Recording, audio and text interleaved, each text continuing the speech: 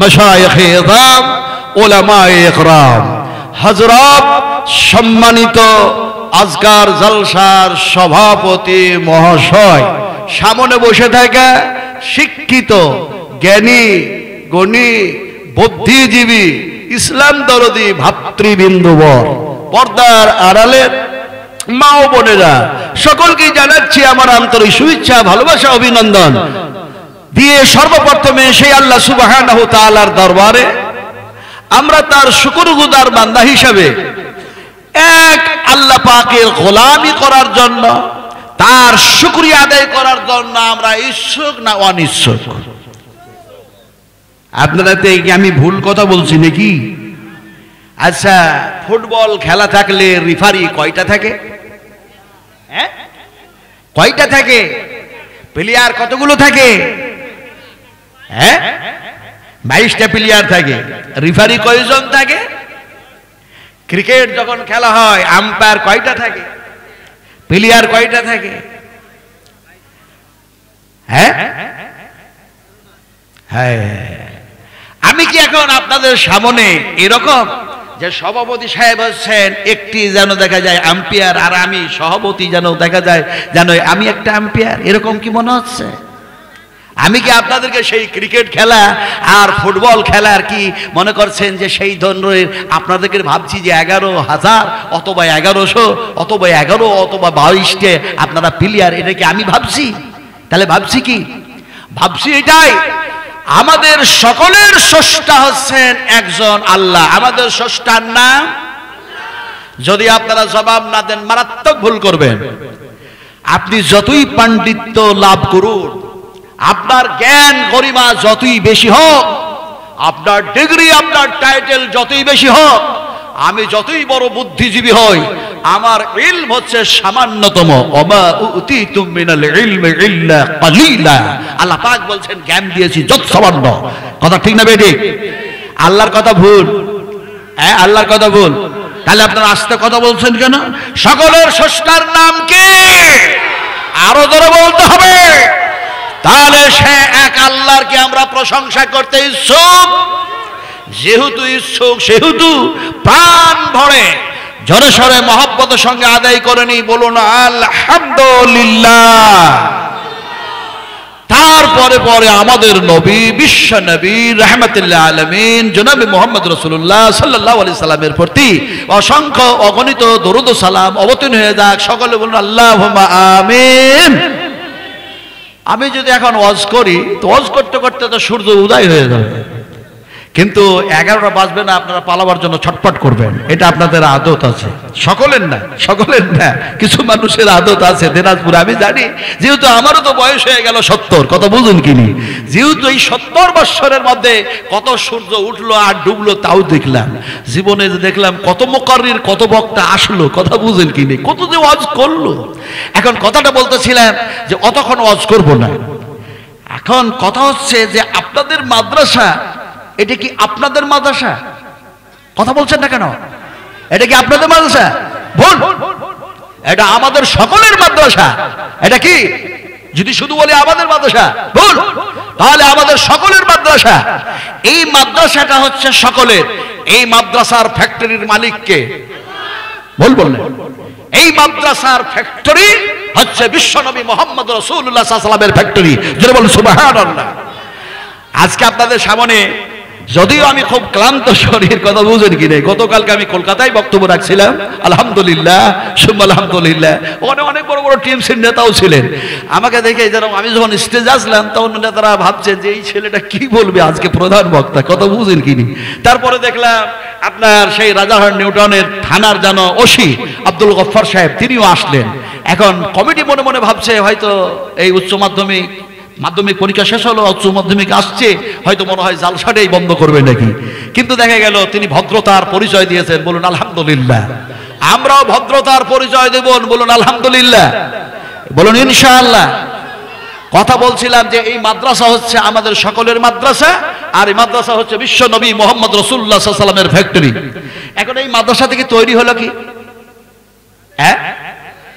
আলেমে দ্বীন, দ্বীনি শিক্ষা, দ্বীনি শিক্ষা গ্রহণ করেছেন, আর দ্বীনি শিক্ষা তারা দিয়েছেন যারা এই মাদ্রাসার শিক্ষক, দ্বীনি শিক্ষায় শিক্ষিত হয়ে তিনারা এখানকার টিচার শিক্ষকতা করতেছেন। জোরে বলুন সুবহানাল্লাহ। সুবহানাল্লাহ বললে কাবিরা গুনাহ হয়ে যাবে, হ্যাঁ বেদাত হয়ে যাবে, তাহলে কি হবে বুঝি না। সুবহানাল্লাহ, আমি ওয়াজ করব, সুবহানাল্লাহ ওয়াজ করব ইনশাআল্লাহ। শুধু একটু বলি মাদ্রাসার ব্যাপারে। এখন দেখা যায় এই মাদ্রাসার শিক্ষকেরা ইসলামিক শিক্ষা দিয়ে এই ছেলেগুলি হলো কি আলেম, হলো আলেম জান্নাওয়ালা হয়ে গেল। এখন এই আলেম এই 6 জনা কয়টা? 7 জন। 7 জনের মধ্যে 6 জন হচ্ছেন আলিম আর একজন হচ্ছেন কোরআনের হাফেজ। আলহামদুলিল্লাহ বললেন না? আপনারা খুব কঠোর দিলের মানুষ, একটু জোরে বলুন আলহামদুলিল্লাহ। বিশ্বনবী মুহাম্মদ রাসূলুল্লাহ সাল্লাল্লাহু আলাইহি ওয়াসাল্লাম তিনি যাদেরকে দ্বীন শিখালছিলেন, ইসলাম শিখালছিলেন, তারা সব ছিল তলবা। হযরত আবু হুরায়রা, হযরতে আব্দুর রহমান বিন আউফ, হযরতে আবু বকর উসমান গনি, সব তলবা ছিলেন, স্টুডেন্ট ছিলেন। কথা বুঝেন কিনি?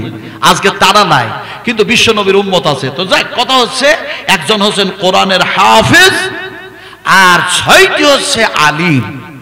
এই 6 জন আলিম শুধু আরবিক শিক্ষায় শিক্ষিত হবে এবং শুধু ফার্সি ভাষায় শিক্ষায় শিক্ষিত হবে।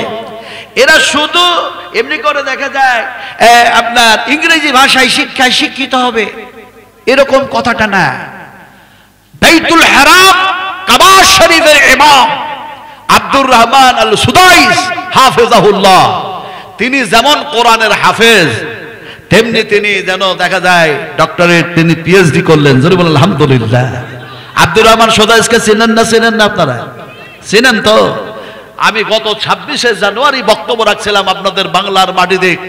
আরব থেকে ইমাম আসলেন মসজিদে কোবা, কোবার মসজিদের ইমাম। আমার থাকার একই রুমে, উনারও থাকার ব্যবস্থা, আমারও থাকার ব্যবস্থা। কত বুঝেন কিনে? জাবিয়া রহমানিয়া ফারাক্কা, সেখানে 1 লক্ষেরও বেশি মানুষ প্রেজেন্ট ছিল, উপস্থিত ছিল। জোরে বলেন আলহামদুলিল্লাহ। এখন দেখা যায় আমার আগে ওনার বক্তব্য হবে, আর আমার বক্তব্য বুঝতেই পারছেন কপাল পুরা যার হয় ওই লাস্টে। কথা বুঝেন কিনে?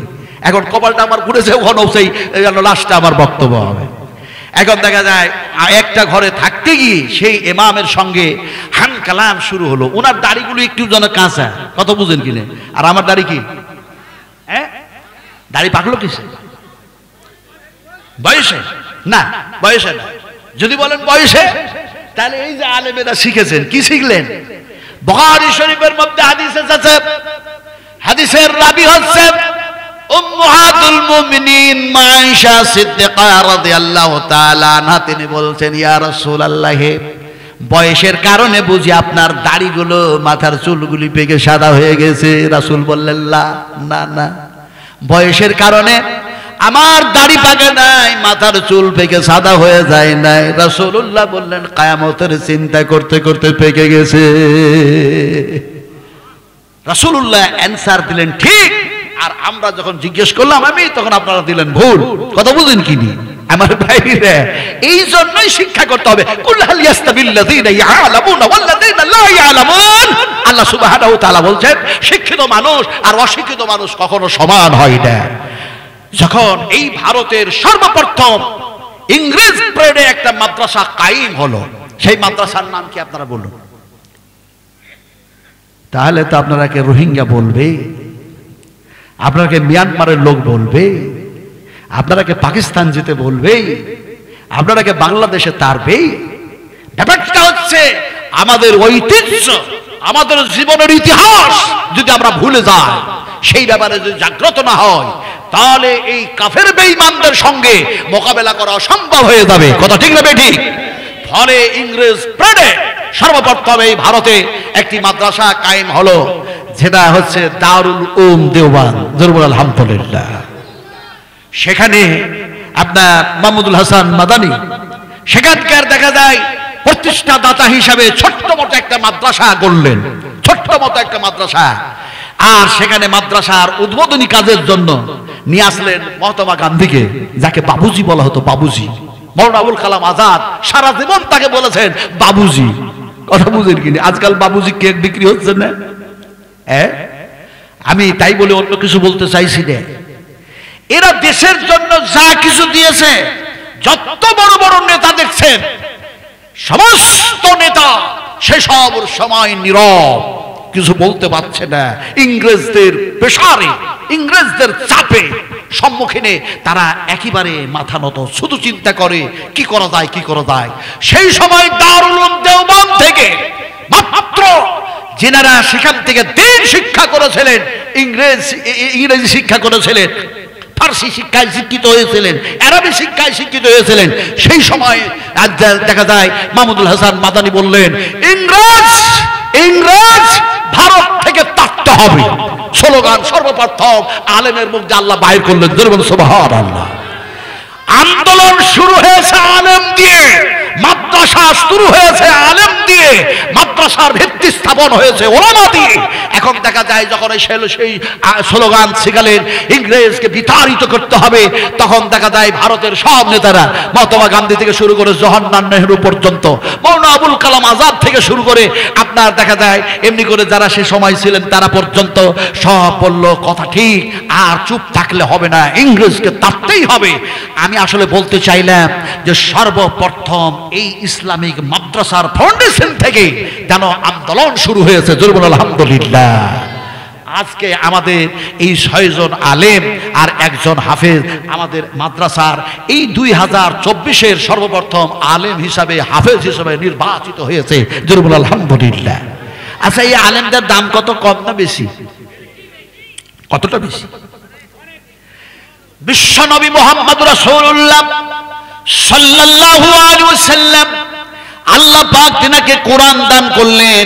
এবার যদি দেখা যায় মুহাম্মদ সাল্লাল্লাহু আলাইহি ওয়াসাল্লামকে একটা দিকে যদি চাপানো হয়, নবীর যেন সিনায় যেন কোরআন ভরা আছে, যদি চাপানো হয়, সাতটা জমিন আর সাতটা আকাশকে যদি অন্য পাল্লায় রাখা হয়, তাহলে মুহাম্মদ রাসূলুল্লাহ সাল্লাল্লাহু আলাইহি ওয়াসাল্লামের পাল্লাটা ভারী হবে, কোরআনের পাল্লা ভারী হবে না জমিন আকাশের পাল্লা ভারী হবে? কোনটা হবে? কোনটা? একটু জোরে বলছেন না কেন? আপনারা যদি সিধা কথা না বলেন তাহলে উল্টা কথা আমি বলবো। উল্টা বুঝেন তো আপনারা? দিনাজপুরের মানুষ উল্টা বুঝেন? উল্টা কি? বিপরীত। বিপরীত কি? এইটু বুঝি না, উল্টা বুঝি না। আবার যদি বললাম বিপরীত, তো বলে বিপরীত কি তাও বুঝি না। আপনারা সব বুঝেন, জ্ঞানী মানুষ, শিক্ষিত মানুষ। আমি যেন নাচ বালাম ছোট্ট মানুষ, আপনাদের সামনে তালিবে ইলম ছাত্র, আপনারাকে আমি উল্টা বিপরীত বুঝাচ্ছি, বুঝুন। আমি তুলবো, আপনাদেরকে বুঝাচ্ছি।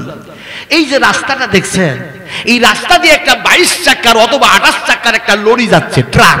এই ট্রাকটাকে ধরে উল্টায় দেন, চাকাগুলিকে ওপর দিকে করে দেন, বডিটাকে নিচু দিকে করে দেন, গাড়িটা উল্টা হয়ে গেল। গোটা পৃথিবীর যারা সমস্ত ড্রাইভার গুলিকে একত্রিত করুন, আর একত্রিত করে ড্রাইভার গুলিকে বলুন তোমাদের যা এক্সপেরিয়েন্স আছে, যোগ্যতা আছে, অভিজ্ঞতা আছে, সব লাগায়া দাও, যে উল্টা গাড়িটাকে একটু চালায়া দেখাও, চালাতে পারবে। এটা হচ্ছে উল্টা বুঝালাম। আল্লাহ এবার উল্টা বুঝাচ্ছেন। আল্লাহ কেমন উল্টা বুঝাচ্ছেন দেখুন। তোমরা যদি কোরআনের উল্টা চলো, ইসলামের উল্টা চলো, তাওহীদের উল্টা চলো, রিসালাতের উল্টা চলো, কোরআনের উল্টা চলো, আমি আল্লাহ বেআমলকারী মানুষগুলিকে কিয়ামতের মাঠে উল্টায়া যেন তারাকে হাঁটায়া দেব, চালায়া দেব। আল্লাহু আকবার! এত জোরে বল, আল্লাহু আকবার! আল্লাহর নবী, বিশ্ব নবী মুহাম্মদ রাসূলুল্লাহ সাল্লাল্লাহু আলাইহি ওয়াসাল্লামকে মা আয়েশা বলছেন, ইয়া রাসূলুল্লাহি, এই মানুষগুলি সারা জীবন পায়ের উপরে ভর দিয়ে সিধা হয়ে চললো, আর কিয়ামতের মাঠে বেআমল মানুষগুলিকে আল্লাহ পাক কেমন করে উল্টে দিবেন আর তারাকে হাঁটায়া দিবেন। যেমনি মা সেই কথা বললেন, সঙ্গে সঙ্গে নবীর মুখ দিয়ে বাইর হয়ে গেল, আফামাইয়ামসি মুকিম্বান আলা ওয়াজহিহি আহাদা আম্মাইয়ামসি সাবিয়ান আলা সিরাতিম মুস্তাকিম। আলা ওয়াজহিহি, আল্লাহ পাক বলছেন বেআমলকারী যারা উল্টা চলবে এরাকে যেন উল্টায় দিব পা দুটা উপর দিকে আর মুখের উপরে আমি আল্লাহ হাঁটায়া দিব চালায়া দিব। আমরা সিধা হয়ে চলতে চাই না মুখের ভারে চলতে চাই? একটু হাত উঠায়া দেখাতে হবে। কি হাত উঠছে না? কোরআনের পক্ষে হাত উঠবে না, উল্টা চলবেন নাকি? আপনারা কি কেটলিওয়ালা চাওয়ালা নাকি? একটু আরো হাত উঁচু করতে হবে, সিধা করে দিন। বলে না ইসলাম রব ইসলাম আল কোরআনের আলো, আল কোরআনের আলো। হাত উঁচু করে দেন। এখন আপনাদেরকে কোনো মাদানি যদি জিজ্ঞেস করেন ভাই হাতটা উঠালা কেন, এটা তো বেদাতি কাজ, যদি এরকম বলে তাহলে জবাব কি দিবে? হ্যাঁ জবাব কি দিবে? জবাব বুখারী শরীফ হাদিস, ভালো করে শুনুন। বলতে ইচ্ছা করে না, মুঝে মঞ্জুর नहीं है कि मैं तेरे शिकायत करूं, मुझे मंजूर नहीं है कि मैं तेरे शिकायत करूं, बाजी से बात निकल आती है तो मैं क्या करूं? কুলের কথা খুলে বলার ইচ্ছা করে না, কিন্তু একটা বলতে গিয়ে আরেকটি হাদিস মনে পড়ে যায়, রেমন্ড নাই জিবা কন্ট্রোল করতে পারছে না। হাজ্জাতুল বিদাহ, হাজ্জাতুল বিদাহ, হাজ্জাতুল বিদাহ। বিশ্বনবী মুহাম্মদ রাসূলুল্লাহ সাল্লাল্লাহু আলাইহি ওয়াসাল্লাম দেখা যায় 1,20,000 কম বেশি দেখা যায় অসংখ্য জন সাহাবায়ে কেরামকে সঙ্গে করে নিয়ে তিনি হজ করতে গেছেন। জীবনের সেটা ছিল শেষ হজ। জোরে বলুন সুবহানাল্লাহ। রাসূল আকরাম সাল্লাল্লাহু আলাইহি সাল্লাম হজ করতে গিয়ে বেদা যেমনি করে হজ্জাতুল বেদা জীবনের শেষ হজে অনেক বক্তৃতা করেছিলেন, অনেক নসিহত করেছিলেন, অনেক ওসিয়ত করেছিলেন, আমর বিল মারুফ অনেক যেন কথা বলেছিলেন। সেই সময় যেন দেখা যায় আল্লাহ নবী যত কথা বলেছিলেন তার মধ্যে একটা কথা বলেছিলেন, আয় আল্লাহ ইহুদিদের যেন দেখা যায় ওপরে তোমার লানত হোক, অভিশাপ হোক, লানত বর্ষিত হোক, কারণ ইহুদিরা নবীদের কবরগুলিকে ইবাদতের জায়গা বানিয়ে নিয়েছে। আল্লাহর হাবিব তারপরে আবার যেন যত কথা বলেছিলেন তার মধ্যে বললেন, ও সাহাবীরা, ও সাহাবায়ে কেরাম রাদিয়াল্লাহু তাআলা আনহুরা, বলো তো আল্লাহ পাক আমাকে যেন কোরআন দান করেছেন, নবুয়ত দান করেছেন, দ্বীনের দায়ী করে তোমাদের কাছে প্রেরণ করেছেন। আমি মুহাম্মদ সাল্লাল্লাহু আলাইহি ওয়াসাল্লাম দ্বীন তোমাদের কাছে পৌঁছায় দিয়েছি না দিই নাই? সাহাবীরা বলেন, ইয়া রাসূলুল্লাহ, আপনি সম্পূর্ণভাবে ইসলামটা আমাদের কাছে পৌঁছায় দিয়েছেন। যেমনি জবাব সাহাবীরা এইটা দিয়ে দিলেন, সঙ্গে সঙ্গে রাসূল আকরাম সাল্লাল্লাহু আলাইহি ওয়াসাল্লাম যেন হাতটা আকাশের দিকে উঁচু করে দিলেন। ওই যে আপনারা উঁচু করলেন, বিশ্বনবী যেন আকাশের দিকে হাত উঁচু করলেন, হাত উঁচু করে দিয়ে যেন বলছেন, ইয়া রফিকুল আলা, ইয়া রফিকুল আলা, ইয়া রফিকুল আলা, হে আমার রব, হে আমার খালিক মালিক, আপনি আমাকে যা দিন দিয়েছিলেন সেই দিন যেন আপনার বান্দা বান্দাদের কাছে পরিপূর্ণভাবে পৌঁছে দিয়েছে। আমার সাহাবীরা সাক্ষী দিয়ে দিল, আপনি সাক্ষী থাকুন, আমার আল্লাহ আপনি সাক্ষী থাকুন, আমার আল্লাহ আপনি সাক্ষী থাকুন। রাসূল সাল্লাল্লাহু আলাইহি ওয়াসাল্লাম হাত যে উঁচু করেছিলেন, এই কথা বলে যেমনি হাত নিচু করলেন, সঙ্গে সঙ্গে যেন আয়াত নাজিল হয়ে গেল। সুবহানাল্লাহ, জোরে বলুন। আয়াত নাজিল হলো কি? আল-ইয়াউমা আকমালতু লাকুম দীনাকুম ওয়া আতমামতু আলাইকুম নি'মাতি রাদিতু লাকুমুল ইসলাম দীনান। সুবহানাল্লাহ। ওই যে নবী হাত উঠালেন, আমরাও কোরআনের পক্ষে হাত উঠিয়েছি, সুন্নাত আদায় হয়ে গেল। ফামান রাগিবা আন সুন্নতি ফালাইসা মিন্নি। রাসূল আকরাম সাল্লাল্লাহু আলাইহি ওয়াসাল্লাম বলছেন, যারা আমার সুন্নাত মাফিক জীবন চালালো এরা আমার উম্মত, আর যারা আমার সুন্নাতকে ত্যাগ করে দিল, ছেড়ে দিল, খারাদা ইখরুজু, তারা আমার উম্মত থেকে বাইর হয়ে গেল। আমরা রাসূলের সুন্নাত মানতে চাই না? চাই না? আস্তে কথা নয়, জোরে বলতে হবে, মানতে চাই না? চাই না? আজকে যে আমরা নবীর সুন্নাত মানতে চাই না, এর জন্য হাজারো অগণিত লাখো যেন প্রসেস তৈরি করা হয়েছে, মানুষগুলিকে যাতে কোরআন থেকে বেমুখ করে দেওয়া হয়, হাদিস শরীফ থেকে বেমুখ করে দেওয়া হয়, মাদ্রাসা থেকে বেমুখ করে দেওয়া হয়। এক কথায় আল্লাহ আল্লাহ রাসূলের সমস্ত আরকান আহকাম এগুলি থেকে মানুষকে যাতে বঞ্চিত করা হয়, এর জন্য হাজারো দাজ্জাল বাইর হয়েছে। একটা দাজ্জালের নাম আপনারা বলুন, জানেন? জানেন? বুখারী শরীফ হাদিস, বিশ্বনবী বলছেন 70,000 ইহুদিদের মধ্যে দাজ্জাল তৈরি হবে। আর এই দাজ্জালের মুসলমানের ঈমান নষ্ট করার জন্য তারা যেন যন্ত্র আবিষ্কার করে যেন মানুষের হাতে তুলে দিবে। আর এই মুসলমান ইমানদার সব মানুষই তারা বলবে ওদের কথা শুনে যে এর মধ্যে সব আছে। দেখছেন না, এই যে মোবাইল দেখছেন, এই মোবাইল যে দেখছেন, এখন হাফেজ হোক, কারি হোক, মুলবি হোক, মাওলানা হোক, মুহাদ্দিসিন হোক, মুহাক্কিকিন হোক, সবাই বলছে এই কোরআনের এই আপনার মোবাইলের মধ্যে সব আছে। বলছে না? বলছে না? বলছে অনলাইনে সব পাওয়া যায়। আপনারা কি একমত? হ্যাঁ, আপনারা কি একমত? मैं चैलेंज करता हूं, যারা বলছে এই মোবাইলের মধ্যে সব আছে, অনলাইনে সব পাওয়া যায়, তাহলে মোবাইলকে বলুন অনলাইনে দেখা দাও, কিয়ামতের মাঠে আমার ডান হাতে আমল নামা আসবে না, বাম হাতে আমল নামা আসবে, অনলাইনে এখনই দেখতে চাই। পারবে তো? যেহেতু পারবে না, সেহেতু যারা আবিষ্কার করে আপনাদের হাতে তুলে দিয়েছে তারা যেন কথা বলছে মিথ্যা, এটা হচ্ছে মানুষের কথা, আল্লাহর কথা হচ্ছে সত্য। আল্লাহ পাক বলছেন এই যে কোরআনের হাফেজ দেখছেন, একটা উঠবে না কেউ, একজন এগিয়ে বসে থাকো। এই যে কোরআনের হাফেজ দেখছেন, এই যে আলেম দেখছেন, আল্লাহ সুবহানাহু ওয়া তাআলা এই কোরআনুল কারীমের মধ্যে যেন বলছেন, আল্লাহ রাব্বুল আলামিন বলেন যেন এই কোরআনের মধ্যে আমি আল্লাহ সব ঢুকায়া দিয়েছি, সব আছে। বলুন সুবহানাল্লাহ, আরো বলুন সুবহানাল্লাহ। ওয়া তিবিয়ানাল লিকুল্লি শাই, আল্লাহ পাক বলেন কোরআনের মধ্যে আমি সব ঢুকাইয়া দিয়েছি, সব আছে। এই আয়াত থেকে বেআমল করার জন্য, এই কোরআন থেকে মুসলমানকে সরিয়ে দেওয়ার জন্য, তাদের ঈমানকে নষ্ট করার জন্য দেখা যায় ইহুদিরা লেগে পড়ে উঠেছে, বলো মোবাইলের মধ্যে সব আছে, কোরআনের মধ্যে সব আছে, কথা বলো না। ফলে এই যারা কোরআনের হাফেজ, যারা হচ্ছে এমনি করে যেন দেখা যায় এমনি করে আলেমে দ্বীন, এই আলেমগুলি দেখা যায় আলেম হয়েছে। রাসূল আকরাম সাল্লাল্লাহু আলাইহি ওয়াসাল্লাম বলছেন আলেমদের পিতা, আলেমদের পিতা, সেই সমস্ত আমলিয়াত আলেমদের পিতা, পিতাদের যেন দেখা যায় থাকার জায়গা হবে একটা নূরের মিম্বার আল্লাহ পাক দান করবেন, মাথায় যেন নূরের মুকুট যেন দেওয়া হবে। আর জিজ্ঞেস করবে এরা সম্মানিত ব্যক্তি কারা? এরা বলে এরা দ্বীন শিখেছে না, দ্বীন, এরা কোরআন শিখেছিল, কোরআন, এরা যেন আলেম, আলেমের পিতা। বলে সুবহানাল্লাহ, আরো বলে সুবহানাল্লাহ।